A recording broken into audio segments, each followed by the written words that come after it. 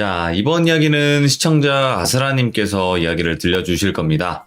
아스라님께서 오늘 해주실 이야기는 바로 PC방에 관련된 무서운 이야기가 될 것 같습니다. 요즘엔 PC방을 안 간 지가 정말 오래됐는데 어떤 이야기가 될지 들어보도록 할게요. 3, 2, 1, 여보세요. 여보세요. 먼저 하시기 좋아요. 제 겁니다. 자, 아스라님 오늘도 찾아와 주셔서 감사합니다. 네, 감사합니다. 자, 오늘 해주실 이야기 바로 PC방에 관련된 이야기라고 말씀해 주셨는데 맞나요? 네, 맞습니다. 어허, PC방에서 어떤 이야기가 펼쳐질까요? 이 얘기 같은 경우엔 제가 이제 흉가 체험을 갔다가 흉가 체험을 가게 되면 이제 흉가 체험하기 전에 막 사람들끼리 서로 무서운 얘기 막 하고 그러거든요. 예, 그렇죠. 일부러 좀 분위기 좀 잡으려고. 근데 그때 한 형님분이 자기가 알바할 때 겪었던 일이라고 하면서 얘기해 주신 이야기인데 되게 흥미가 있어갖고 제가 오늘 갖고 오게 됐어요. 오, 알겠습니다. 그럼 바로 이야기 들어보도록 할게요. 렛츠 고! 기리십니다. 렛츠 기릿!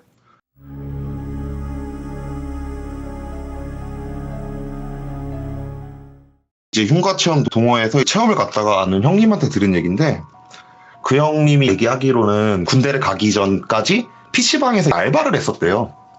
그러니까 야간 알바를 했던 건 아니고 야간 바로 전타임 알바 있잖아요. 자기가 야간 전타임 아르바이트를 한 6개월 정도 했었대요. 예. 근데 자기가 일을 하고 나서 한 3개월쯤 되면서부터 조금 이상한 손님이 오기 시작을 하더래요. 예.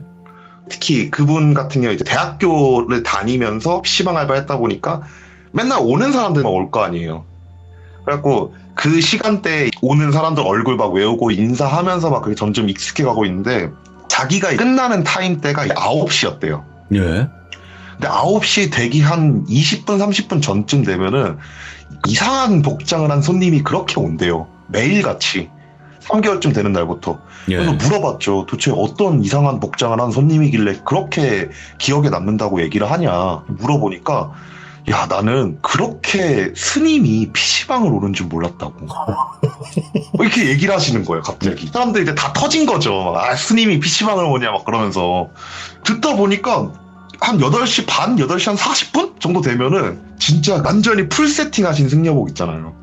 회색깔로. 승려복을 쫙 차려 입으시고 머리 다 미신 스님 한 분이 조용히 PC방으로 들어오신대요. 들어오셔갖고 그분 나이대가 그렇게 막 많지 않으셨거든요. 그러니까 요즘 PC방이었대요. 바로 그냥 들어가가지고 직접 자리 선택하고 막 시간 해가지고 알아서 자리 잡고 앉아갖고 하는 PC방 있잖아요. 정말 딱 그런 복장을 하신 스님 한 분 이렇게 들어오셔갖고 현금을 갖고 결제를 하고 자리에 딱 앉으셔가지고 컴퓨터를 키시더래요. 근데 그분은 못 보잖아요. 왜냐하면 9시에 자기가 로테이션을 돌려야 되는 상황이어서 그 시간대가 본인이 제일 바쁜 시간이래요. 이제 막 자리 다 돌면서 청소하고 이런저런 마감하는 업무를 하고 있을 타이밍에 항상 그 스님이 오시다 보니까 그분이 어떤 게임을 하시는지 그런 것까지는 자세하게 몰랐대요. 그렇게 한 자기가 일한 지 3개월 차부터 한 4개월까지 한 달 넘게 그 스님이 진짜 같은 시간만 되면은 매번 그 PC방에 와가지고 자리를 잡고 앉아갖고 뭘 막 하시더래요. 그렇게 한 달여의 시간이 지나고 너무 궁금하더래요. 도대체 저 스님은 PC방에 와서 뭐를 할까 너무 궁금하더래요. 그러던 차에 야간 알바를 하는 형님이 내가 진짜 저녁에 좀 급한 일이 있어 어디 가야 된다. 잠깐만 오후 타임이랑 야간 타임은 바꿔달라라는 부탁을 했대요, 자기한테. 그래갖고 마침 이제 자기는 스님의 정체도 궁금하겠거니. 오호. 좋다. 알았다. 바꿔주겠다 하면서 순서를 바꾸신 거예요. 예. 로테이션 순서를 바꿔서 9시에 이제 딱 PC방에 출근을 해가지고 원래 야간 시간대 하던 분이랑 딱 바꾸시고 PC방 알바해보신 분들은 알겠지만 PC방 컴퓨터로 뭘 하고 있는지가 떠요. 예. 그래갖고 그걸로 자리를 쫙 본 다음에 어디 스님이 앉아있는지 확인을 하신 다음에 이렇게 살짝 봤대요. 그 자리 번호에 예. 뭐가 적혀 있는지. 딱 봤더니만 아무것도 없더래요. 원래 게임하면 게임 이름이 있잖아요. 예, 게임 이름이 뜨던 심지어 그거 아시는 분들은 아실 테지만 인터넷 접속해가지고 뭘 검색하고 있는지까지 떠요. 그래요? 예, 그러니까 이거 해보신 분들은 아실 거예요. 아마 예. 그 PC방 알바 해보신 분들은 아실 텐데 저는 제가 해봤었고 그게 딱 뜨는데 그걸 딱 봤더니 컴퓨터는 분명 켜져 있더래요. 근데 창에 아무것도 안 띄어져 있다는 표시가 안 나더래요. 예. 그래갖고 저 스님은 도대체 컴퓨터만 켜놓고 뭘 하는 거지? 막 이런 생각을 하면서 청소하는 척하면서 스님 쪽은 천천히 다가가기 시작을 했대요. 예. 막 이렇게 다가가가지고 스님을 이렇게 딱 봤더니만 눈을 감으시고 염주를 이렇게 굴리고 계시더래요. 컴퓨터 앞에서. 가지고 와 진짜 이상한 스님이다. 아 진짜 뭐 저런 스님이 다 있냐 뭐 이런 생각을 하면서 그날 진짜 스님이 앉아갖고 새벽 1시쯤 집에 가시더래요. 예. 1시쯤 집에 가시는데 집에 가시는 그 순간까지 자기가 보는 아르바이트 모니터 창에 뭐 인터넷 창을 연 것조차 뜨지가 않더래요. 예. 9시부터 1시까지 4시간을 멍 때리다 그냥 가시더래요. 어쨌든 궁금증은 풀렸잖아요. 그러죠. 궁금증 풀렸다 보니까 그분 생각하기에 색다른 명상법을 수련하시는 분인가 보다. 막 그런 생각 막 하면서 넘겼대요. 그렇게 한 5개월 정도가 되고 이제 입대 영장이 자기한테 날라오게 됐대요. 입대 영장이 날라오니까 알바를 정리를 해야 될 거 아니에요. 인수인계도 해야 되고 하다 보니까 이제 사장님한테 내가 입대 영장이 나왔다. 그래갖고 일을 그만둘 거다. 사람을 뽑아라 막 이런저런 얘기를 했대요. 하고 있는 차에 사장님이 그러면은 군대 가기 전까지 일하는 거는 너무 불쌍한 거다. 그냥 일찍 그만두고 사람은 내가 어떻게 뽑든 내가 일을 해가지고 채우든 알아서 할 테니까 그냥 너는 지금부터 일 쉬고 내가 보너스 줄 테니까 그거 갖고 군대 가기 전까지 놀아라 이러면서 사장님이 일을 빠르게 그만두라고 권하시더래요. 그래갖고 잘 됐다. 뭐 보너스 준다니까 이런 생각을 하고 나서 돈을 받았는데 일을 그만두고 돈을 받고 정말 한 일주일 정도 정말 열심히 놀았대요. 막 술 마시고 이제 입대영장 나왔으니까 아실 거 아니에요. 남자분들은 그때 한 달 전에 그 심정을. 그러다 보니까 정말 술 마시고 그러면서 막 방탕한 생활을 보내다가 이제 할 게 없으니까 PC방을 가게 됐대요. 예. 자기가 일하던 PC방 가서 게임이나 해야 되겠다는 생각으로. 그래서 PC방을 가가지고 딱 게임을 하고 있는데 한 9시쯤 되니까 또 스님이 이렇게 싹 들어오시더래요. 오. 그래갖고 아직 저 스님은 나 일 그만두고 일주일이 지났는데 아직도 여기 다니시는구나 막 이런 생각을 하면서 그냥 게임에 집중을 이렇게 했었대요. 막 이렇게 집중하면서 게임을 하다가 11시쯤 됐을 때 너무 피곤하다 이런 생각이 들어갖고 컴퓨터를 끄고 일어나면서 한 바퀴 돌려보고 이제 알바하고 있던 사람이 형이 아는 사람이잖아요. 예. 그래서 그 사람이랑 이렇게 막 떠들고 있었대요. 근데 스님이 원래 1시쯤 항상 가시던 분인데 한 12시쯤 되니까 이렇게 딱 일어서더니만 카운터 쪽으로 이렇게 걸어오시더래요. 예. 그러면서 자기들을 많이 쳐다보면서 한 3분간 아무 말도 안 하시더래요. 그 3분 동안 알바라는 사람이랑 이 얘기를 해줬던 그 형님이랑 이제 스님한테 막 말을 거신 거죠. 무슨 일이시냐, 하실 말씀 있으면 빨리 얘기해라 이러고 있는데 그런 말을 들어도 아무 말씀 안 하시고 그냥 자기들 많이 이렇게 쳐다보더래요. 근데 야간 알바를 하시던 분이 이게 조금 성질이 있으신 분이셨나 봐요. 그래서 그렇게 쳐다만 보니까 이제 짜증을 내기 시작을 했대요. 아니 말을 할 건 말을 해라. 침묵으로 뭘 일관을 하냐 이러면서 막 쏘아붙이기 시작하니까 스님이 조용히 혀를 차시더니만 됐다 이러면서 나가시더래요. 너무 찝찝하더래요 본인은. 근데 본인은 너무 찝찝한데 야간 알바를 하시는 그 형님 같은 경우에는 그 화가 그냥 나 있는 상태니까 이제 저 스님 오면은 내쫓을 거라고. 뭐 사람이 저러냐고 스님이면 다냐고 그러면서 막 그 스님이 가고 나서도 한 30분 정도를 스님 욕을 막 하더래요. 예. 아까 이 얘기를 해준 그 형님이 그래도 너무 뭐라 그러지 말아라 뭐가 사정이 있으시겠지만 이러면서 말렸는데도 그렇게 욕을 하시다가 어떻게 진정을 시키고 자기는 집에 와서 잠을 잤대요. 그리고 나서 그 PC방을 가지 않고 한 일주일 정도의 시간이 흐르고 이때까지 2주가 남은 상태잖아요. 이제 자취하던 집도 정리가 됐고 다시 자기 본가 쪽으로 가서 2주 동안 생활을 하기 전에 PC방 사장님이랑 그러니까 거기 있는 알바생분들한테 인사를 하고 가야 되겠다 라는 생각이 들어갔고 그 PC방을 찾아갔대요. 오후 시간대. 예. 사장님이 일을 하고 계시는 그 시간대. 찾아가가지고 사장님한테 그동안 감사했습니다. 제대하고 와가지고 다시 뭐 인사드리겠습니다. 막 이런저런 인사를 하고 있는데 사장님 표정이 너무 안 좋더래요. 그래갖고 왜 그러시냐, 뭐 안 좋은 일 있냐, 사람이 잘 안 구해지냐, 역시 그냥 제가 좀 일을 할 걸 그랬나요, 막 이런 식으로 얘기를 하고 있는데 사장님이 한숨을 푹 쉬시더니만 요즘 손님들이 자꾸 이상한 걸 본다 그러네, 막 이런 얘기를 하더래요. 예. 그래갖고 뭘 본다 그러냐 이러니까 모르겠다고 새벽 시간만 되면은 자꾸 누가 화면이 꺼져 있는 컴퓨터 앞에 이렇게 앉아갖고 키보드에 머리를 찍고 있더래요. 그걸 손님들이 자꾸 본대요. 깜짝 놀라 다시 보면 없고. 그런 걸 이렇게 막 보다가 이제 사장님 귀에 들어오기 시작을 하신 거예요. 이걸 얘기해준 구형님 입장에서 딱히 뭐 해줄 수 있는 게 없잖아요. 그 PC방이 이제 지하에 있는 PC방이었대요. 그래갖고 그냥 웃으면서 지하여가지고 귀신 나오나 보자 막 이러면서 웃으면서 그냥 넘겼대요. 그렇게 군대를 가게 됐고 군 생활을 하다가 휴가를 나와서 자기 대학교로 올 일이 한번 생겼대요. 동기들이 술 한잔 하자고 해가지고. 예. 그래서 대학교에서 동기들이랑 휴가 때 술을 마시고 동기들끼리 야 게임이나 하러 가자 한다면 PC방을 가는데 그 PC방을 가게 됐대요. 그 PC방을 딱 가가지고 기억이 막 새록새록 하더래요. 내가 군대 오기 전에 여기서 일을 했었다 막 이러면서 그런 생각을 하면서 이제 PC방 문을 딱 열고 들어갔는데 사람이 아무도 없더래요. 예. 너무 이상해가지고 알바생 얼굴을 딱 봤는데 알바생도 처음 보는 사람이더래요. 이렇게 사람이 없는 동네가 아닌데 대학교 앞에 PC방 어떤지 아실 분들은 아실 거예요. 정말 사람이 없기가 힘들거든요. 예. 그래갖고 이 정도로 장사가 안 된다 막 이렇게 하면서 결제를 하고 컴퓨터 앞에 이게 쫘라락 앉아갖고 게임을 하고 있는데 옆에 있던 친구가 그러더래요. 야 너 근데 그거 들었냐? 여기 귀신 나온대. 갑자기 이러더래요. 아니 뭔 귀신이 나와? 이러니까 야 내가 여기 PC방 자주 이용하던 단골인 거 알지? 야 내가 여기서 게임하고 있는데 옆에서 쾅쾅 소리가 들리는 거야. 옆을 봤더니만 웬 여자가 키보드를 머리로 박고 있었다. 딱 이런 말을 하더래요. 이거 내가 군대 가기 전에 사장님한테 들었던 얘기랑 똑같은 얘기네? 이런 생각이 딱 들면서 알바생한테 딱 갔대요. 그래가지고 나 여기서 일을 했었다. 혹시 지금 사장님 연락 되냐? 이렇게 물어보니까 사장님이 연락이 되신대요.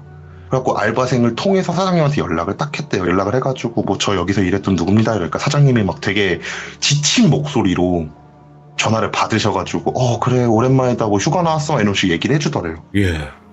그래서 무슨 일이시냐 나 여기 왔는데 왜 이렇게 사람도 없고 그러냐 이러니까 한숨을 푹 쉬더니만 너 PC방에 있을 거지 나 갈 테니까 나랑 같이 술이나 한잔 하자 이런 식으로 딱 얘기를 하더래요. 예.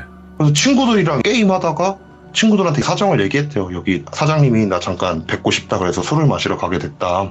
니들끼리 놀아라. 이러고 나서 사장님이 한 20분 정도 후쯤 오셔서 그 사장님이랑 같이 술을 마시러 가게 됐대요. 예. 술을 딱 마시러 가가지고 술 한잔 이렇게 하는데 사장님이 아무 말씀 안 하시고 진짜 우한 있는 사람처럼 술만 계속 마시시더래요. 가지고 그만 마시셔라 몸 상한다 이러면 사장님을 말리니까 사장님이 됐다고 나 이제 PC방 접을 거라고 저기서 PC방 장사 못하겠다고 왜 그러시냐 나한테 얘기를 해봐라 도와줄 수 있으면 최대한 도와드리겠다 딱 이러고 있는데 사장님한테 하는 말이 귀신 나온다는 소문이 너무 심하게 나가지고 손님이 안 온다고 밤만 되면 그것 때문에 요즘 매상도 뭐 적자고 막 하면서 신세한탄을 막 하시더래요. 막 신세한탄을 하시니까 딱히 해줄 수 있는 것도 없잖아요. 그분 예. 입장에서는. 그래갖고 괜찮다 이게 잠깐 스쳐 지나가는 걸 거다 하면서 어떻게든 간에 위로를 하고 그날 자리가 끝나고 다음날 숙취에 고생을 하고 그 다음날 자득 복귀를 하신 거예요. 그렇게 군 생활이 끝나고 나서 이제 대학교로 복학을 하려고 복학 신청서를 내기 위해 대학교를 다시 왔대요. 다시 왔더니만 자기가 일하던 PC방 자리에 PC방이 없어지고 웬 사무실이 들어왔대요. 오. 그래갖고 결국은 접으셨구나 이런 생각을 딱 하고 이제 복학 신청서 제출한 다음에 거기 있던 후배나 선배들이랑 동기들 이렇게 만나서 이렇게 술 마시려고 이렇게 하다가 남자들 솔직히 술 마시고 할 게 PC방 가거나 아니면 2차 가거나 둘 중 하나밖에 없잖아요. 예. 그래서 막 술 막 마시고 있다가 야 우리 새로 생긴 PC방 있다는데 거길로 가보자 막 이런 식으로 얘기가 나와서 그 PC방을 딱 가게 됐대요. 그 PC방을 딱 갔더니만 사장님이 계시더래요. 오. 막 너무 반가워가지고 말을 걸었대요. 사장님 어떻게 되신 거냐 막 이러니까 사장님이 정말 해맑은 표정을 딱 지으시면서 야 나 그 지하 PC방 팔고 여기로 옮겼다고. 근데 여기 장사 너무 잘 된다고. 이런 말을 막 하시면서 너무 막 기분 좋게 얘기를 하시길래 막 자기도 막 기분이 좋아지더래요. 그래서 이제 사장님이 너 제대했냐 오늘 내가 쏘겠다 그냥 놀아라 막 이런 다음에 막 시간 막 99시간을 막 채워주고 막 그랬대요. 예. 그렇게 기분 좋게 막 게임을 하고 이제 복학을 하게 되고 나서 다시 집을 구하고 아르바이트를 하기 위해 그 사장님을 찾아갔대. 혹시 티오 있냐? 나 일 좀 하겠다. 이러니까 사장님이 지금 그만두려고 하는 애가 있으니까 걔 그만두고 나면 너 일해라 이렇게 딱 얘기를 하면서 야, 기회 되면 술이나 한잔 하자. 막 이렇게 해가지고 그 사장님이 술을 마시게 됐는데 너무 궁금하더래요. 군 생활을 하면서부터 맨날 그 일이 너무 궁금하더래요. 그래갖고 조심스럽게 물어봤대요. 근데 사장님 그때 그 지하에 있었을 당시 도대체 무슨 일 때문에 이렇게 옮기신 거냐 이렇게 딱 물어보니까 사장님이 한숨을 푹 쉬더니만 야 그때 얘긴 진짜 얘기도 하지 말라고. 야 나 그것 때문에 진짜 PC방 사업 접을까 하다가 스님 한 분 도움 덕분에 여기로 옮겨갖고 장사하고 있는 거라고.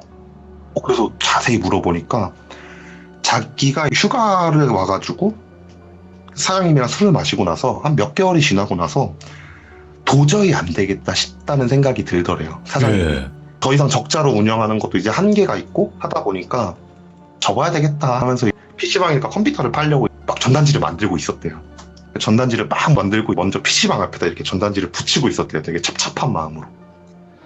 이렇게 막 붙이고 있으니까 스님 한 분 이렇게 싹 지나가시더래요. 그분 말이 그 대학교 근처에 되게 큰 절이 하나가 있대요. 그래서 가끔씩 스님들이 내려오신대요. 그래서 그 사장님도 그러려니 한 다음에 이렇게 딱 보고 아유 스님이시네 이러고 나서 계속 전단지를 붙이고 있었는데 스님이 그 전단지를 싹 보더니만 터벅터벅 자기한테 걸어와가지고 왜요 그만두게요? 이러시더래요. 오. 이제 자영업자 사장님들이 정말 하소연할 것도 없잖아요.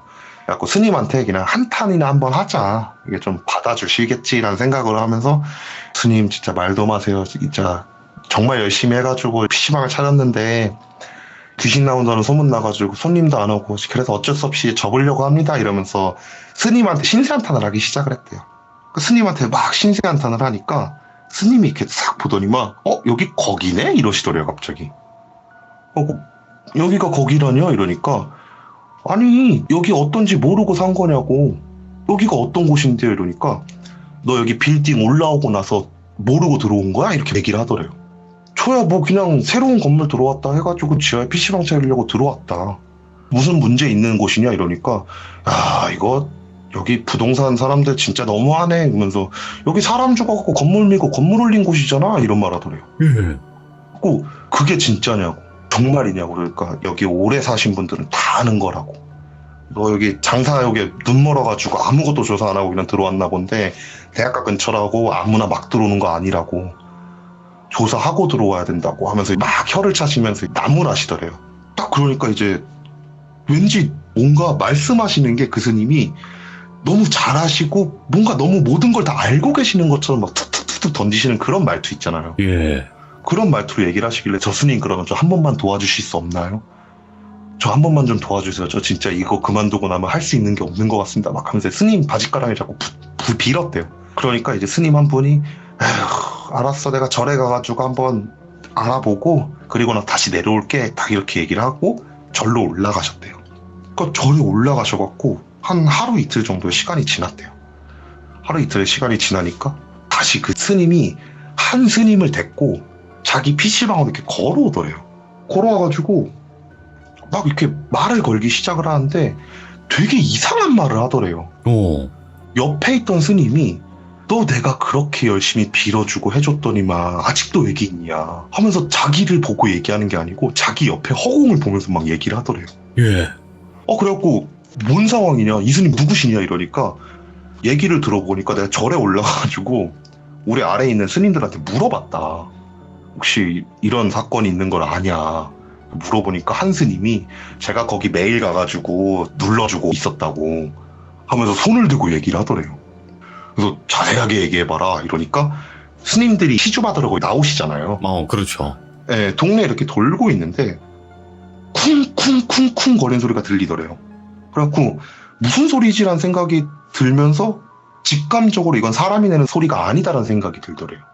그래갖고 찾아봐야 되겠다 이런 생각이 들어갖고 PC방 안으로 딱 들어가게 됐대요. 그 소리가 들리는 PC방 안으로 딱 들어갔더니만 웬 여자가 키보드를 머리로 쾅쾅쾅 하면서 받고 있더래요.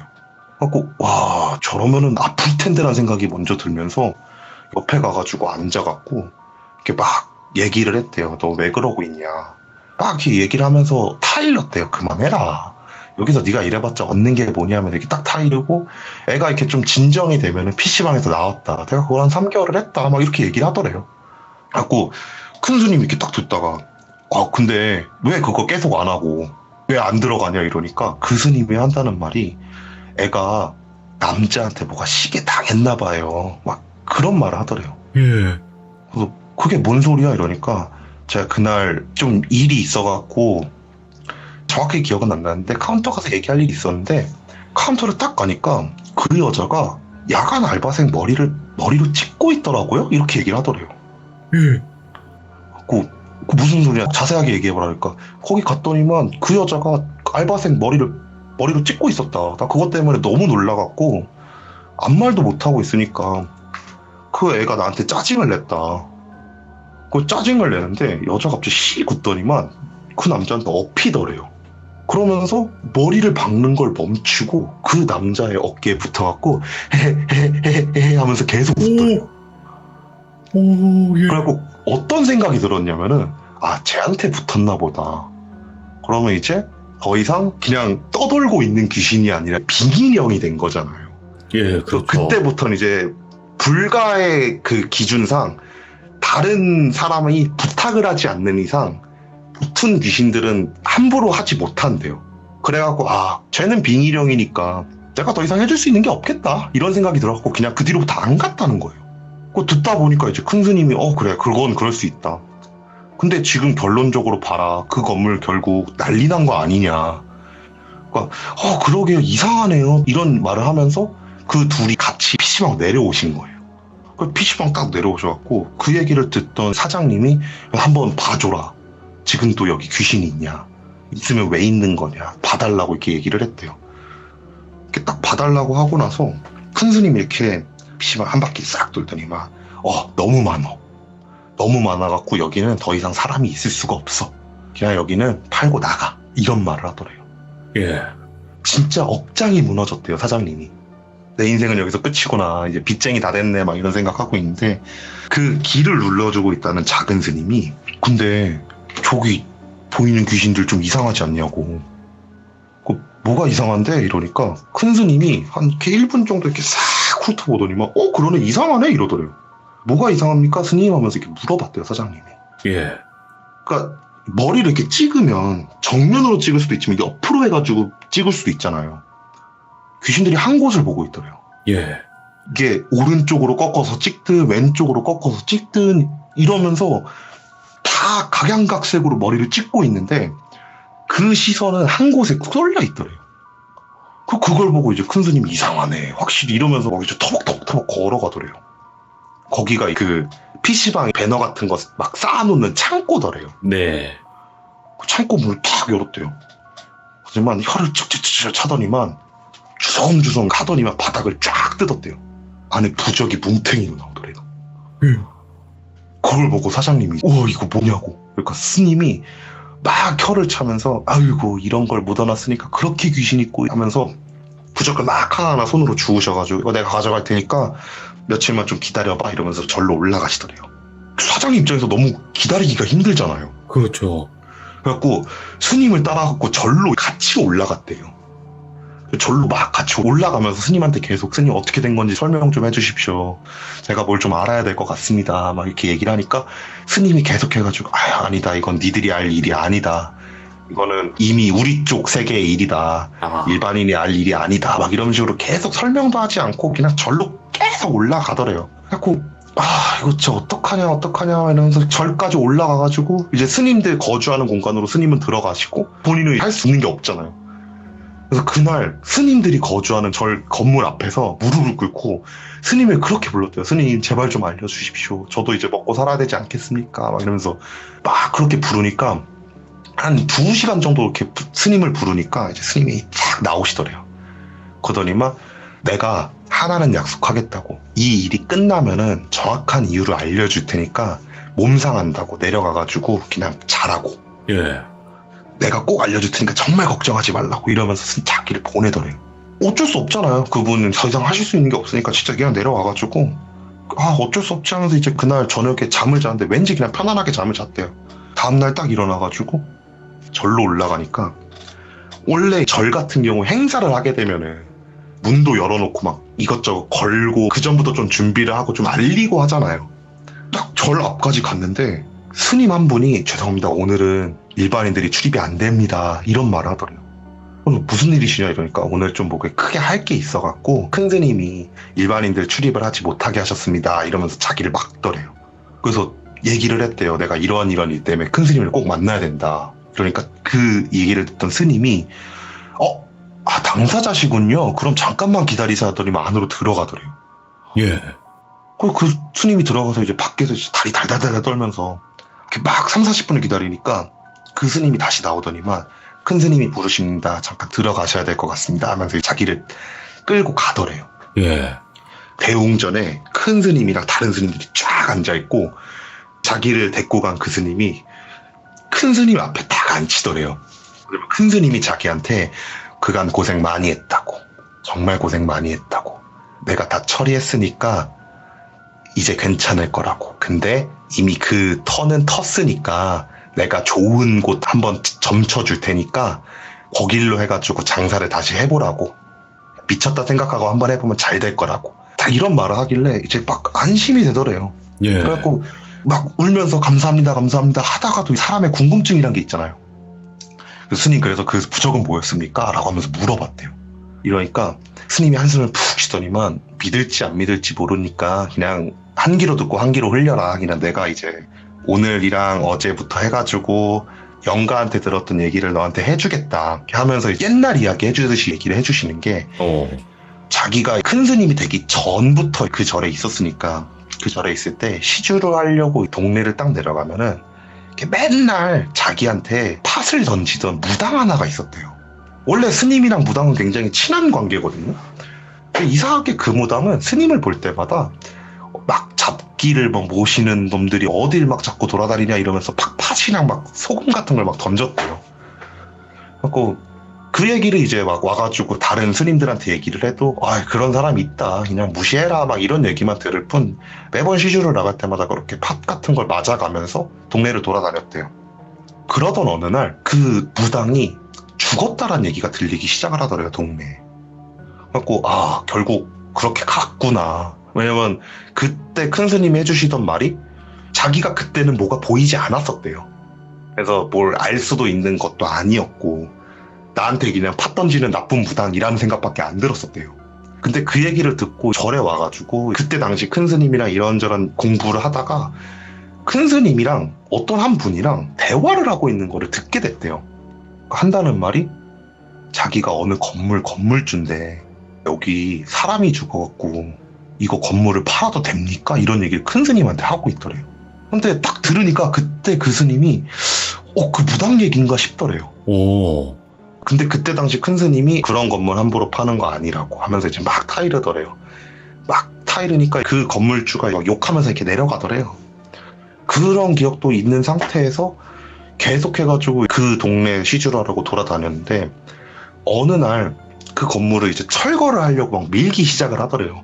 그래갖고 저 건물은 결국 미는구나 이런 생각을 하면서 절로 들어와가지고 스님들한테 얘기를 했대요.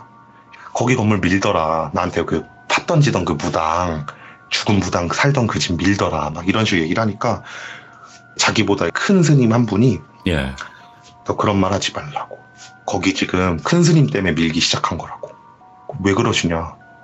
내가 정확한 건 얘기해 줄 수 없는데 저기 지금 귀신 들려서 건물 민 거라고. 절대로 그런 말 함부로 뱉지 말라고. 막 이런 말 하면서 되게 호되게 혼났대요. 그러다가 어느 순간부터 자기 눈에 뭐가 막 보이기 시작을 하더래요. 예. 막 진짜 귀신 같은 것들이 막 보이기 시작을 하더래요. 큰 스님한테 얘기를 했대요. 제가 요즘 너무 이상한 게 보입니다. 이러니까 큰 스님이 막 웃더니만 네가 그래도 공부를 되게 열심히 했구나 막 이러면서 잘 됐다고 너 한번 나랑 같이 내려가자 이런 식으로 하면서 손을 잡고 절 아래로 내려가서 허물고 있는 그 장소를 딱 데리고 가더래요. 예. 그곳에서 딱 봤던 장면이 뭐였냐면은 건물이 다 허물어져 있는 곳에 공터 중앙에 무당복을 입은 한 여자가 미친 듯이 춤을 추면서 귀신들을 막 불러 모으고 있더래요. 예. 그걸 보면서 큰 스님이 자기한테 묻더래요. 야, 뭐가 보이냐? 이러니까 웬 여자가 춤을 추면서 귀신을 모으고 있습니다. 그 얘기를 했대요. 그러니까 잘 본다고. 그리고 잘 봐두라고. 언젠간 여기 너한테 되게 큰 인연으로 다가올 거라고 하면서 이제 다시 절로 올라가더래요. 그렇게 시간이 지나고 거기에 건물이 올라오고 자기가 큰 스님이 되고 이 사건이 벌어지게 됐대요. 이야.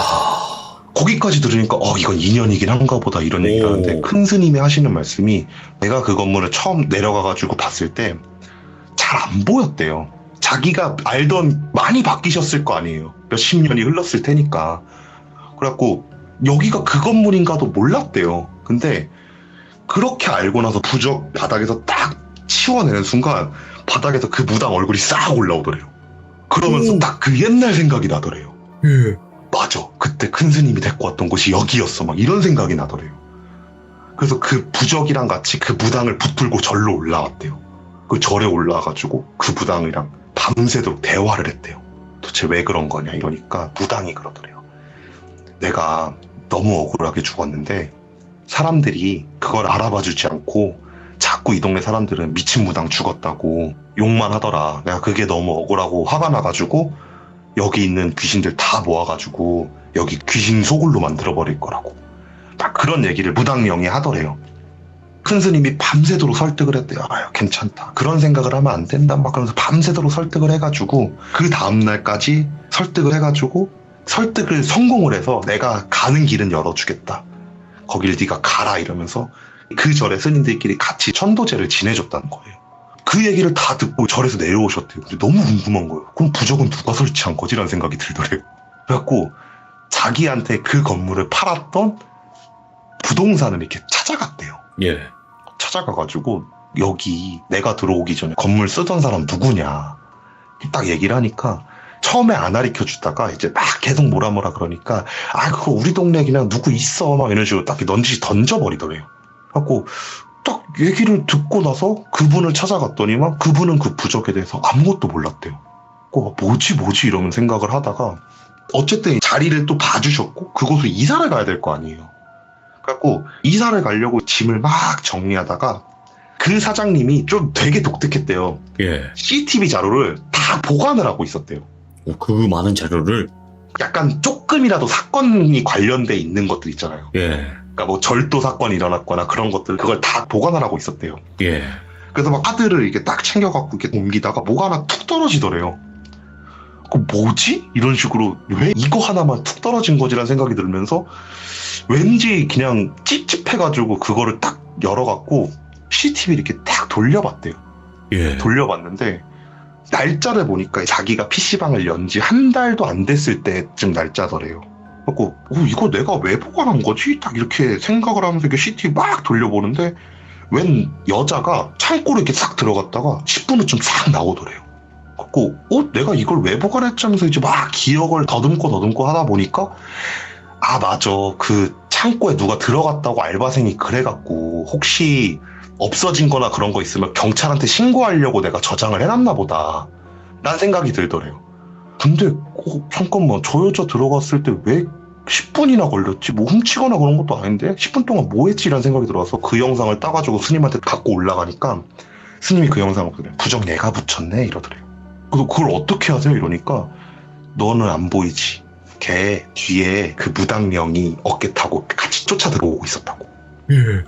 그러면서 이제 스님한테 그런 얘기를 듣고 딱 와가지고 너무 찝찝하다 진짜 옮겨야 되겠다라는 생각이 들어서 스님한테 자리를 받고 옮겼더니 진짜 대박이 나셨대요. 그러면 그때부터는 계속 잘 되신 거고 계속.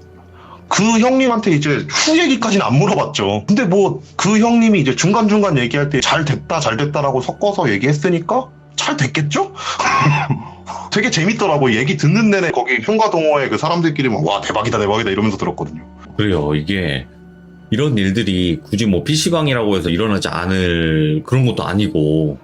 저희들끼리 막 되게 궁금했던 거 그거예요. 도대체 그 부적을 붙인 여자는 뭐였을까? 그러니까. 그게 너무 궁금한데 알 방법이 없더래요. 그 형님이 그 얘기를 듣고 그 술자리에서 얘기를 들은 거잖아요. 정말 엄청 물어봤대요. 도대체 그 여자는 정체가 뭐냐 막 이러면서. 자기도 너무 궁금해서 막 조사해보고 경찰에 막 신고도 해보고 막 별의별 짓을 다 해봤는데 결국은 알 수가 없었다라고 얘기를 했다고 하더라고요. 거의 이거 랑종인데 이거.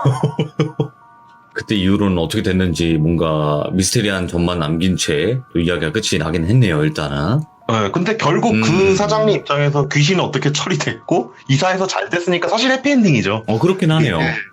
근데 저희들 입장에선 궁금한 건 도대체 그 귀신들은 뭐며 부적붙이고 간 그 여자는 누구며 그게 궁금해지는 거죠. 그렇죠. 모든 걸 알 수 있는 건 아니니까 우리가 그죠? 네. 오늘 아스라님께서 엄청난 이야기를 또 들려주셨는데 맨 처음에 PC방 이야기를 한다 그래서 그냥 PC방에 단순히 귀신 나왔나 보다 했는데 스님이 등장할 때부터 뭔가 이상하다 했거든요. 오, 예상치 못한 전개였어요. 예. 야, 맨 처음에는 우리 친구입니다. 게임하시는 그런 스님인 줄 알았는데 그런 개념이 아니었군요. 네, 그쵸. 오늘 아스라님 이야기 들려주셔서 너무 감사드리고 또 다음번에 다른 이야기로 찾아와 주시기 바랍니다. 고맙습니다. 네, 감사합니다. 감사합니다. 야, 엄청난 또 이야기였습니다. PC방에서 또 이런 일을 겪기는 쉽진 않은 그런 이야기겠지만 분명히 또 그 스님과 인연이 있었을 것 같고요. 그 사장님도 잘 풀리셔서 정말 또 다행이었고 해피엔딩으로 끝났던 그런 소름 돋는 이야기였습니다. 시청해주신 모든 분들 감사드립니다. 고맙습니다.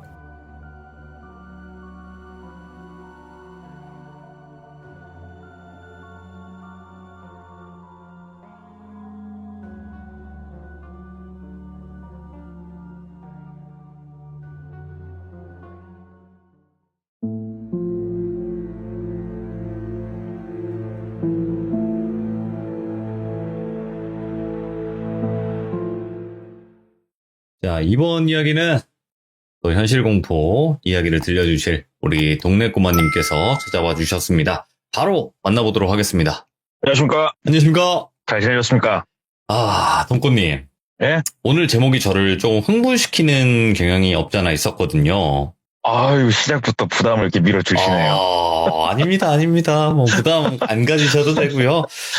일단은 제목만 제가 먼저 이렇게 한번 말씀을 드려보고 싶지만 바로 네네. 나쁜 놈 대 미친 놈이라. 나쁜 놈 vs 미친 놈. 네. 네, 맞습니다. 제목부터가 뭔가 느낌이 싹 옵니다. 지금 벌써. 그럼 바로 한번 출발을 해보도록 하겠습니다. 렛츠 가! 기리십니다. 렛츠 기릿!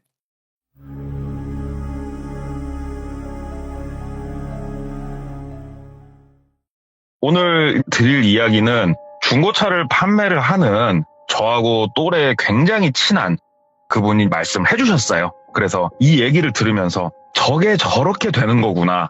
그리고 많은 사람들이 어떤 나쁜 일을 당할 때 이래서 당하는구나. 여러 가지 것들을 조금 듣고 알게 되는 얘기여서 한번 가져와 봤는데 이 이야기 같은 경우에는 오래된 얘기 아니에요. 한 7년 전 얘기예요. 불과 7년 전에 일어났던 얘기고 그 인터넷에서 중고차를 검색을 해보시면은 이런 걸 보신 분이 분명히 있을 거예요. 이렇게 서로 부의를 하면서 자동차 앞에서 사진을 찍고 있고 맞아. 27살, 25살 무직, 신용상태 굉장히 안 좋으신데 전액 할부에 여유자금까지 대출 완료 해서 인증샷을 찍고 있는 사진들 간혹 보셨을 거예요. 있어요. 이거를 저희 업종에 있는 사람들이 그 사진을 뭐라고 표현하냐면 영정사진이라고 저희가 표현을 해요. 끝났다. 쟤는 인생 끝났다. 근데 그 생각을 한번 해봤어요. 저도 작년부터 법이 바뀌어서 정식으로 교육을 받고 대출 관련된 걸 중개할 수 있는 그런 사람으로서 생각을 해보면 도대체 왜 저런 어린 친구한테 신용도 좋지 않고 재산도 없는 친구한테 저 큰 돈을 뭘 믿고 빌려주는 걸까? 이해가 되질 않는다. 이 생각을 저도 많이 해봤었거든요. 그래서 이거에 관련해가지고 그 사람한테 물어봤죠. 이게 어떻게 해서 돈이 나가는 거냐? 어디서 나가는 거냐? 그랬더니 얘기를 해주더라고요. 그래서 이 이야기 같은 경우에는 천안보다 위의 지역에서 있었던 일이에요. 그리고 주인공의 이름을 그냥 똘비라고 표현을 한번 해보고 이 똘비는 중고차에 몸담고 있는 30대 초중반의 남성이에요. 그리고 중고차 딜러라고 하면은 중고차 매매단지 안에는 상사들이 존재를 하고 그 상사 안에는 정식 사원증을 발급받은 중고차 딜러들이 존재를 하게 돼요. 근데 정식 사원증 없이 어느 정도 활동을 하시는 분들이 있어요. 이거는 잘못된 건데 네. 전문 용어로 낙가마라고 그래요. 그런 사람 보고. 낙가마? 동료 그래서, 아니에요? 예. 그러니까 낙가마라고 그래요. 그런 사람들 보고. 이것저것 한다고 해가지고. 근데 이런 분들이 어떻게 이거를 올리냐면은 BMW 5 시리즈를 한번 예로 들어볼게요. 예. BMW 5 시리즈 중고차고 연식도 얼마 안 지났고 상태도 좋고 키로수도 좋아요. 이런 차를 광고를 때리는데 허위 광고가 아니에요. 실제 있는 차량이고 거래되는 가격보다 조금 더 높은 가격에 이걸 올려요. 그러면서 밑에 신용이 좋지 않으신 분, 나이가 어리신 분 대출 100% 뚫어드립니다. 일단 상담을 받아보십시오. 이런 식으로 해가지고 광고를 올리고 블로그라든가 인터넷 작업도 꾸준히 해요. 그분들이. 그래서 보통은 좀 젊은 분들이 여기에 많이 걸려요. 이 덫에. 그래서 이제 어떤 고객이 연락이 왔대요. 신용 상태도 내가 썩 좋지 않다. 그리고 지금 하고 있는 일은 밤에 웨이터 일을 좀 하고 있다. 근데 차를 한 대 사고 싶은데 나도 이 차를 구매할 수 있냐. 그래서 구매하실 수 있습니다. 똘비 얘기를 했죠. 이리 오시라고. 오셔서 얼굴 보고 대화를 좀 하시고 내가 말씀을 드리는 게 편하다. 그래서 또 왔대요. 그 고객이. 그래서 앉혀놓고 얘기를 하는 거예요. 일반적인 방법으로는 대출이 안 나오고, 자, 1금융권, 뭐 우리은행, 신한은행 당연히 안 나오고, 2금융권, 저축은행, 캐피탈 안 나오고, 3금융권, 뭐 리드코프 뭐 이런 데 있지 않습니까? 안 나오고, 결국은 4금융 개인적으로 돈을 돌리시는 분들의 돈을 네가 써야 되는데 그쪽으로는 내가 뚫어주겠다. 불법적인 거 아니다. 차용증을 쓰고 돈을 빌리는 거다. 근데 이분들도 뭔가 믿음이 있어야 될 거 아니냐. 그러니까는 지금 웨이터 생활하고 있다는 거 좀 증명해 줄 수 있는 거 뭐라도 하나, 사진이 됐건 뭐가 됐건 하나 가져오시고, 차값이 5천이었다고 그러더라고요. 예를 들어보는 거예요. 이거는 그 예를 드는 거예요. 자, 차값이 5천이에요, 사장님. 그러면 10% 500만 원은 준비를 하십시오. 그래야 이게 도와드릴 수 있습니다. 그러면 이쯤 돼서 여기 오신 분들 같은 경우에는 뭐 월급에 주변 지인에 뭐에 아무튼 해가지고 500을 10% 정도를 만들어서 온대요. 기가 막히게 진짜로 짧은 시간 안에. 그럼 딱 만들어서 오면 그때부터 작업을 시작을 하는 거예요. 자, 10% 500을 더 갖고 오셨는데 솔직히 이게 우리도 신용도 낮으시고 우리가 거래를 하기 위해서는 10% 정도는 돈이 더 들어와야 된다. 그래서 자동차 매매계약서에 차량 금액이 5,500으로 향상이 돼서 매매계약서를 작성을 하게 돼요. 5,500의 매매계약서 작성을 하고 500만 원은 들어왔고 이제 5천만 원만 어디선가 대출이 돼 돈이 들어오면 되는 거잖아요. 그러면은 여러 가지 서류 띨 거 말한 것들 다 띄어서 주면은 개인이 차량의 근저당 설정을 걸어버리고 5천만 원을 상사로 쏴버리는 거예요. 누군가가. 알 수 없는 누군가가. 그리고 금리는 절대 법의 테두리를 벗어나지 않아요. 이 당시에 최고 금리가 저도 이 얘기를 들으면서 알았는데 연이율 34.9%. 34.9%의 연이율로 5년 대출을 끊어줘 버려요. 그리고 옆에 써있는 그 한 멘트, 여유자금도 같이 빌려드립니다. 이게 왜 써있나 했더니 5천만 원짜리 차 기준이면 취득세가 300이 넘어요. 그러면 이 돈이 또 어디 있겠어요. 그래서 차를 구매할 수 있게 취득세에다가 반드시 이쪽에서 원하는 제일 큰 게 뭐냐면은 자동차 보험을 자차를 넣을 것이에요. 그래서 이 나이대 분들이 보험을 가입을 하려면 굉장히 비싸거든요. 그래서 이런 돈들까지 다 뭉뚱그려가지고 대출이 들어오는 거예요. 그래서 그쪽 상사 사무실에서 보험부터 시작해서 다 도와줘요. 가입할 수 있게. 그래서 차량을 인도해서 실제로 내보내드려요. 그러면 고객은 물론 저당이 있긴 하지만 그리고 그쪽에서 차용증을 쓸 때 여러 가지 조건부에 대해서 내가 확인을 하고 서명을 하고 공증도 받고 그렇게 해서 차를 갖고 나와서 무서운 줄 알아야 되는데 너무너무 신나하는 거예요. 이 고객은. 내가 드디어 수입차를 샀어. 와, 가오 산다, 가오 사러. 막 아는 친구들 전화해서 밥 한번 먹자, 술 한번 먹자, 드라이브 한번 하자. 막 차 자랑하고 다니는 거예요. 그러면 이쪽 업체에서는 그냥 기다리는 거예요. 가만히 기다려요. 다음 달 돈을 찍는 달이 왔어요. 가만히 기다린대요. 돈이 들어왔네. 보통은 통상적으로 6개월은 잘 들어온대요. 보통은. 이 6개월이 딱 대부분 기점이래요. 6개월이 딱 넘어가서 하루가 딱 밀리는 순간 야, 걸렸다. 시작하자. 하고 준비를 한대요. 자, 오늘은 하루가 밀렸어요. 다음 달은 여지없대요. 일주일 열흘 밀려버린대요. 왜 그러냐면은 지금 5천만 원 기준으로 했을 때 34.9%면 한 달에 거의 177만 원씩 내야 돼요, 돈을. 어머, 예. 감당이 힘든 거죠, 이 친구 입장에서. 그러니까 기다렸다가 딱 이렇게 열흘 이렇게 밀리면은 이쪽 사람들이 전화하고 바로 찾아가요. 그냥 바로 찾아가서 이제 뭘 요구를 하냐. 차부터 내놔라. 이게 말이 안 되는 것 같지만 여긴 은행이 아니에요. 우리는 차용증을 쓰고 차용증에 써있는 내용 그대로 하는 거예요. 그래서 차를 빼들어 가겠다. 그럼 지금이라도 돈을 내놔라. 이렇게 해서 한 번 정도는 봐준대요.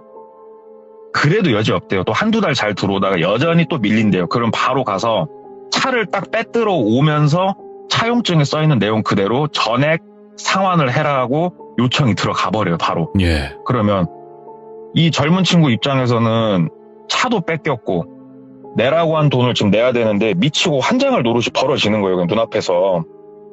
그리고 내가 지금 6개월을 돈을 찍었다고 해서 5천만 원이 팍 줄어있지가 않아요. 낸 돈은 진짜로 거의 뭐 900, 1000을 냈어도 실제로 원금이 까져있는 돈이 200이 안 까져 있거든요. 원리금 균등상환 방식의 폐예요, 그게. 그러면 이 차를 또 본인들이 중고로 날린다. 그래서 날리면은 나는 5천을 주고 샀지만 중고로 날리는 막 3,800 말도 안 되는 가격에 날리거든요. 그러면은 졸지에 이 고객은 앉아가지고 빚이 어마어마해지는 거예요, 그냥. 난 한 게 없는데. 이거를 이제 노리고 그쪽에서 접근을 하는 거라 하더라고요. 그래서 이 고객이 거기에 잘 걸려 들어가지고 짧은 6개월이 좀 넘는 시간 안에 많은 돈을 회수를 하고 차까지 회수를 해버려요. 그래서 이제 박수를 치는 거죠. 아, 이번 건도 잘 했다.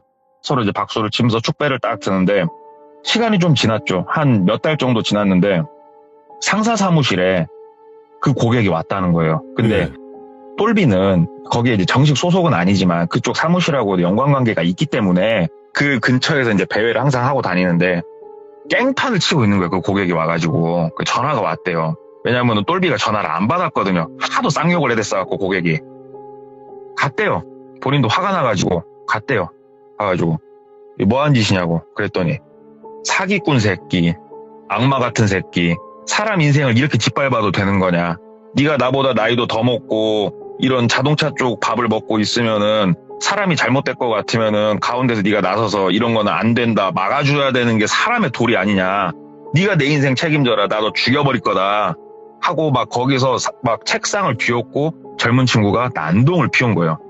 그래서 똘비가 뒷목을 잡고 바깥으로 나갔대요. 끌고 나가가지고 딱 벽에다 밀쳐놓고 야 이 새끼야, 내가 법을 어긴 게 뭐가 있어? 법정 최고의자를 내가 어겼어? 그랬더니 처음에 500 받은 돈 막 얘기하는데 야 거래계약서 봐봐. 차값이 얼마야? 5,500이잖아. 나는 몰라. 도대체 내가 뭘 잘못했냐 너한테 법적으로. 야 고소해. 나는 무고죄로 너 고소하려니까. 나는 법을 어긴 게 단 하나도 없어. 못 지킨 건 너지 이 새끼야. 그래놓고서 야 내가 너 지금이라도 이자라도 탕감해주고 내가 말하면 다 해줄 수 있어. 네가 와가지고 나한테 무릎을 꿇고 얘기했으면 내가 널 도와줬을 거야 이 새끼야. 근데 뭐? 사기꾼? 나쁜 새끼? 그리고 나를 이렇게 몰아 네가?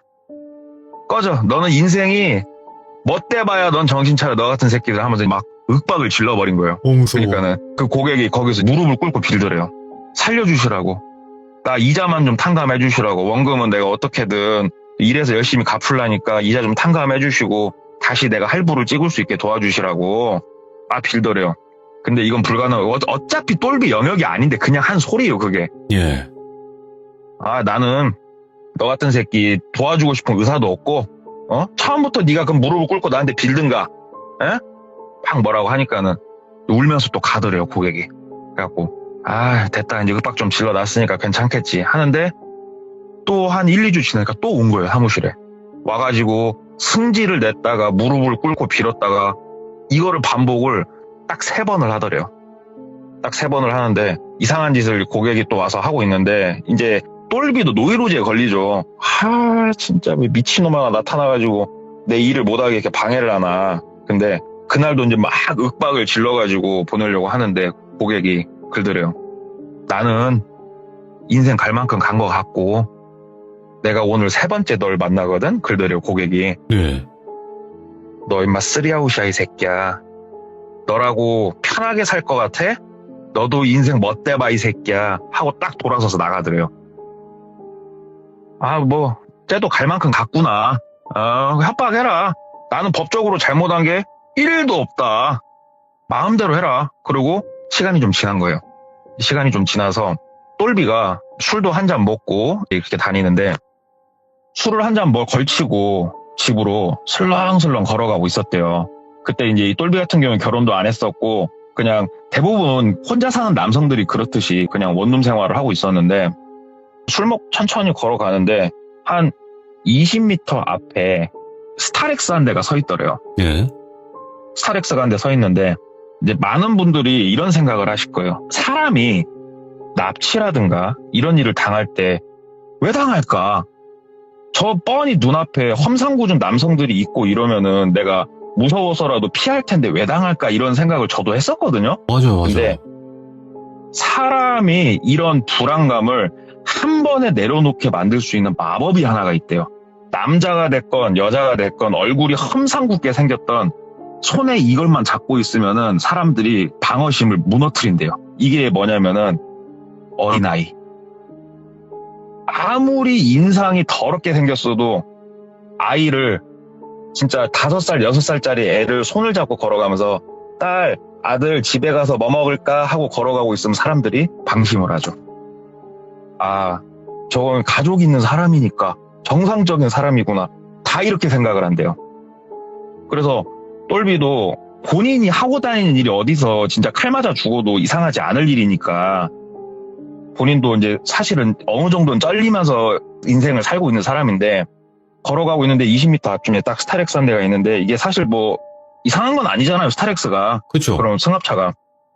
운전석에서 여성분이 한 분 내리시더래요. 여성분이 한 분 내리시더니 보조석 문을 열고 아이를 엄마가 가슴팍에 애기 안고 편하게 있을 수 있게 띠로 묶어주는 거 있잖아요. 그걸 막 채우더래요. 그래서 어디 일 갔다가 애기 데리고 들어가는 길인가 보다 하고 쪼벅쪼벅 걸어가고 있는데 거의 그 스타렉스에 다다랐을 때 그 여성분이 말을 걸더래요. 저기 사장님 그러더래요. 그래서 네. 그러니까 정말 죄송한데 제가 애기도 안고 있고 하는데 차에서 박스 하나만 좀 빼야 되거든요. 근데 박스가 차 제일 뒤쪽에 밀려 있어서 근데 진짜 죄송한데 애기 때문에 그러는데 박스만 좀 앞쪽으로 좀 밀어주시면 안 되냐고 부탁을 하더래요. 근데 보니까 그 여성분도 나이가 한 30 후반 40 초반 정도로 보이는데 애기도 안고 있고 빼빼 말라가지고 힘도 없어 보이고 그래서 뭐 힘든 것도 아니고 뭐 열어보셔 해가지고 이제 스타렉스 뒤에 벤이거든요. 벤. 네. 뒤를 딱 열고 봤더니 저 제일 안쪽에 박스 하나 있더래요. 그래서 저것만 앞쪽으로 빼주면 되는 거냐고. 진짜 고맙다고. 저것만 좀 앞쪽으로 밀어주시라고. 그래서 알았다고 그러고 이제 그 안으로 들어간 거죠. 똘비가. 딱 들어가가지고 박스 주술 만큼 딱 들어가니까 바깥에서 문을 닫아버리더래요. 그냥. 딱 닫는데 이게 벤 차량이다 보니까 운전석하고 뒤쪽은 완전히 쇠로 격벽이 쳐져 있고 창문도 다 막혀 있대요. 그냥. 근데 이게 튜닝을 한지 뭘 한지 모르겠는데 자기가 발로 차고 별 짓을 다 해봤는데 이게 뚫려지지가 않는데요. 문도 안 열리고. 그러니까 사람을 스타렉스에 납치를 할 때 남성 여러 명이 달라붙어갖고 갑자기 막 들어서 납치를 하는 게 아니고 본인 발로 그 차에 탈 수 있게 상황을 만든다고 그러더라고요. 그래서 딱 스타렉스에 타가지고 본인은 갇히고 얼마 안 있다가 차가 시동을 걸고 딱 출발을 하더래요. 근데 일단은 운전석 쪽은 가려서 안 보인대요. 근데 이제 뒤에서 똘비도 바보가 아닌 이상 본인이 위협을 바로 이건 감지를 하죠. 발로 있는 힘껏 막 옆에 발로 차고 막 때려 부시고 나가려고. 근데 안 부서지더래요. 그러는데 정신이 몽롱해지더래요. 그래서 제가 들은 얘기로는 그 수면가스 이런 걸 쓰지 않았나 이런 생각이 들었다고 그러더라고요. 그러지 않고서야 본인이 그 상황에서 몽롱해질 리가 없는데 그래가지고 잠이 들었다고 이제 표현을 그렇게 하던데 잠이 들었다가 눈을 뜨니까 스타렉스 그 뒤에 벤 차량이니까 바닥이 평평하잖아요. 그냥 본인이 거기에 누워있더래요. 딱 누워있고 사지가 큰 대자로 딱 벌려가지고 묶여있더래요. 본인이. 근데 짱짱하게 묶여있는 거 어정쩡하게 묶여있는데 그 본인 손등에 링거가 하나 꽂혀있더래요. 일어났을 때 상황은 그거였다고 그러더라고요. 예. 그리고 앞에 고객이 쭈그려 앉아 있더래요. 그 고객이. 그래가지고 고객을 보는데 이제 느낌이 쎄하죠. 약간 정신도 약간 비몽사몽하고. 그래갖고 야 이 새끼야 장난치냐? 야 안 끌러? 하고 막 뭐라고 하니까 안 끌러줄 거야. 내가 말했지? 나만 안 간다고? 근데 생각을 내가 깊게 해봤는데 너는 가고 나는 잘 살 거야. 그러더래요. 그러더니 그 링거를 하나 손등에다 박아놨다고 했잖아요. 거기다가 첫 번째 주사약을 넣더래요. 첫 번째 주사약을 넣으니까 눈앞이 광명이 이르는 느낌이 나더래요. 진짜 온몸에 힘이 솟구쳐 오르고 어마어마한 자신감과 이런 게 확 치밀어 오르더래요. 진짜 이걸 맞는데 처음 느껴보는 그런 느낌이 들더래요. 그리고 나서 2, 3분 있다가 어떠한 약을 하나를 더 놓더래요. 거기다가. 이 약이 들어오고 나서 1분이 채 안 됐을 때 똘비는 어떤 상태가 딱 됐냐면은 숨을 쉬기도 힘들고 몸을 거의 움직일 수가 없는 상태가 됐대요. 나중에 이게 뭔가를 본인도 다 알게 됐는데 제가 약품명까지 들었는데 이거는 절대 얘기해서는 안 될 것 같고 이건 전문인들만 구할 수 있는 약품인데 근이완제예요. 오. 근육의 수축을 막아주는 그런 약이에요. 그래서 이게 사람이 호흡을 한다는 거는 그 늑골과 횡격막이 위아래로 이렇게 수축과 이완을 하면서 우리가 호흡을 하는 건데 이것도 근육이 도와줘야 되는 거거든요. 그래서 적정량의 약을 주사를 하게 되면은 사람이 몸을 움직일 수가 없는 거예요. 호흡을 하기도 힘들어지고 그러기 때문에 말하기도 힘들어진대요. 비명을 지르고 싶어도 비명을 한번 질러보세요. 악 하고 비명을 지르려면 배에 힘이 빡 들어갈 거예요. 예. 결국은 근육이 받쳐줘야 우리가 비명도 지르고 말도 하는 거거든요. 근데 목소리 자체가 잘 안 나와지더래요. 근데 첫 번째 놓은 약이 뭐고 이거를 고객이 앉아갖고 말을 하더래요. 이제부터 너는 기절을 하고 싶어도 못 할 거야. 그러더래요. 첫 번째 놓은 약이 뭐였냐면은 아주 강력한 나쁜 약을 이용해서 각성 상태로 만드는 거더라고요, 사람을. 그러니까 기절을 할 수 없게 만들고 다른 약을 이용해서 몸을 움직일 수 없게 만들더라고요, 사람을. 그리고 나서 거기서 뭔 행위를 하기 시작을 했냐면은 본인은 눈을 멀뚱멀뚱 뜨고 있고 소리도 다 들리고 느낌도 다 나는데 몸을 못 움직일 뿐이에요, 그냥. 일단은 발치를 시작을 했다고 그러더라고요. 2개 정도 발치를 하고 그 다음에 했던 거는 손톱을 빼기 시작했다고 그러더라고요. 오. 근데 이게 비명 소리도 지를 수가 없대요. 느낌만 내가 온전히 거의 느껴지는데 몸을 거의 움직일 수가 없대요. 이게 차라리 기절이라도 하면 좋겠는데 기절을 왜 못하게 했는지 알겠더래요. 근데 이게 정확히 얘기하면 고문이잖아요, 사람을. 진짜 못 살게 구는 거잖아요. 근데 나중에 이 사람도 시간이 지나고 생각을 하면서 알게 된 거죠. 예. 본인을 죽일 의사는 없어 보이더래요. 1도. 진짜 어디 영화에서 보고 사람이 그냥 생각하는 그런 잔인한 행위를 자기한테 막 가할 뿐이지 나를 죽이고자 하는 의사는 1도 보이지가 않더래요. 칼로 막 뭘 한다든가 크게 이런 의사는 1도 안 보이더래요. 근데 본인은 이제 목소리도 내기 힘들고 이 느낌을 온전하게 느끼고 있었다고 그러더라고요. 진짜 너무너무 기절을 하고 싶은데 기절이 안 되더래요. 느낌은 너무너무 생생하게 몸에 다 나고. 그런데 이 똘비가 중고차를 이용을 해서 이런 나쁜 일을 함에도 불구하고 조상님들이 덕을 많이 쌓으셨나 보더라고요. 진짜로. 자기가 진짜로 시간이 길게 늘어지는 것 같은 그 상황 속에서, 고통의 시간 속에서 갑자기 바깥에서 스타렉스를 통통통통통 두들기더래요. 나와보세요 하면서 두들기더래요, 스타렉스를. 그랬더니 고객이 그 잔인한 행위를 하다 말고 멈추더래요. 탁 멈추고 쭉 있더래요. 그러니까는 안에 사람 있는 거 아니까 나오세요. 바깥에서 긁더래요. 안 열었대요. 그랬더니 그 문짝을 빠루 같은 걸 이용을 해가지고 바깥에서 막 이렇게 밀어 뜯는 그런 소리가 나기 시작을 하더래요. 앞좌석 막 들어가서 뭐 하고. 그래가지고 결국 문이 열렸는데 바깥에 서 계신 분들이 누구였냐면은 한 6, 7명이 되는 경찰들이 바깥에 서 있더래요.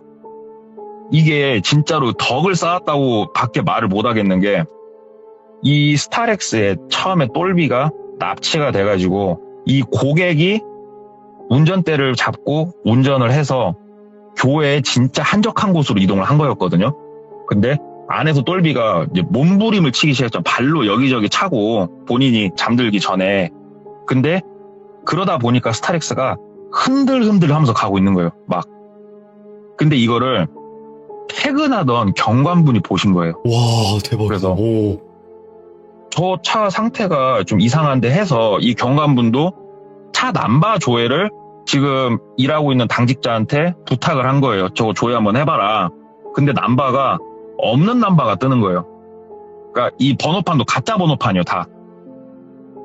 그래서 이거를 지금 본인은 퇴근한 상태고 혼자라서 어떻게 할 수가 없고 일단은 요청을 한 거죠.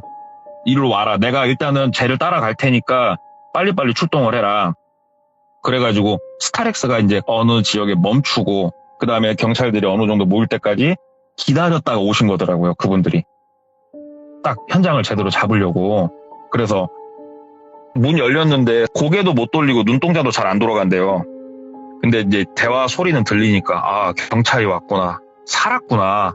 그래가지고 거기서 똘비가 병원으로 실려가고 그 고객은 연행이 돼갔다고 그러더라고요. 그래서 그 차 안에 있는 이런 거 저런 거 이제 경찰분들도 조사를 하시고 어느 정도 나온 게 뭐였냐면 결국은 이 고객이 본인이 이런 모진 일을 겪으니까 그 생각을 했다고 그러더라고요. 우리가 이제 그런 말 하지 않습니까? 내가 장기라도 팔아서 갚을게. 이런 말을 하죠. 그래서 본인의 콩팥을 떼서라도 이거를 해방되고 싶었었나 보더라고요. 그 고객분께서. 그 정도로 고통의 시간이죠. 그래서 그쪽을 막 알아보기 시작을 했대요. 한 큐에 끝내자.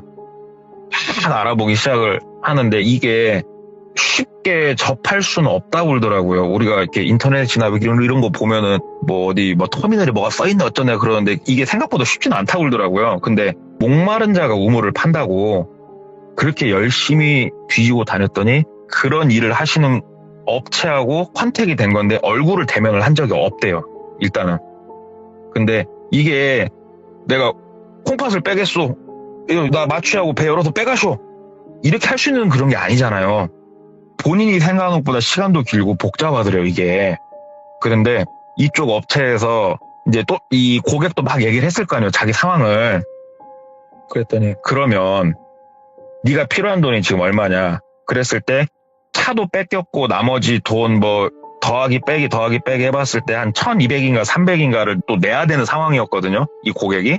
이 정도 액수가 일단은 필요한데 복수도 너무 하고 싶다. 그러니까는 그쪽에서 그러면은 너는 굳이 네 장기를 뺄 이유는 없지 않냐. 그러면은 똘비 거를 네가 가져올 수 있겠냐. 얘기를 하더래요. 그래서 이게 뭐냐 그랬더니 아니 말 그대로다. 다만 일이 중간에서 잘못됐을 때 모든 책임은 네가 지는 건데 해볼 의향 있냐. 그래서 본인은 얼굴 한번 보지 않고 해보겠다. 그래서 또 없는 형편에 어디서 빌려가지고 300만 원을 또 그쪽에 송금을 하고 그랬더니 진짜로 스타렉스랑 그 나쁜 약과 주사약들 있잖아요. 그거 보고 레시피라고 얘기를 한다고 그러더라고요. 레시피를 다 알려줬대요. 레시피를 다 알려주고 그 한적한 곳에서 네가 하고 싶은 행위는 다 해라. 다만 장기가 다쳐서는 안 되고 죽어서도 안 된다. 네가 이걸 어기면은 네가 대신 그 자리를 채워야 된다. 그래서 고객이 죽일 생각이 1도 없어 보였던 거더라고요. 그래서 거기서 나쁜 짓을 본인이 하고 싶은 만큼 분을 푼 다음에 연락을 취하면 그쪽에서 와서 그 스타렉스 차를 가지고 떠나는 거예요. 돈을 입금을 해주고. 그러니까는 잡히긴 잡혔는데 고객이 이 나쁜 업체 사람들이 누구고 뭔지를 알 수가 없대요. 차 번호판도 가짜, 차대 번호로 조회를 하려고 해도 말소된 차, 아무것도 알 수가 없더래요. 그래가지고 어디 업체에서 이런 걸 컨택을 해가지고 이런 일을 벌였는지는 모르겠는데 이 고객의 이런 사정을 듣고 이 고객을 이용을 해서 똘비를 데려가려고 했던 이런 일이 있었다고 그러더라고요. 예. 그래서 저는 단순히 그냥 처음에는 궁금해서 물어봤던 거였어요. 아까 제가 소위 말하는 영정사진이라고 표현을 했던 그 일이 예. 어떻게 해서 돈이 이루어지냐를 물어봤었는데 이 중고차는 그 사람이 이 들은 얘기가 분명히 있다고 그러더라고요. 자기가 안 네네. 돼요. 그 똘비를 직접적으로.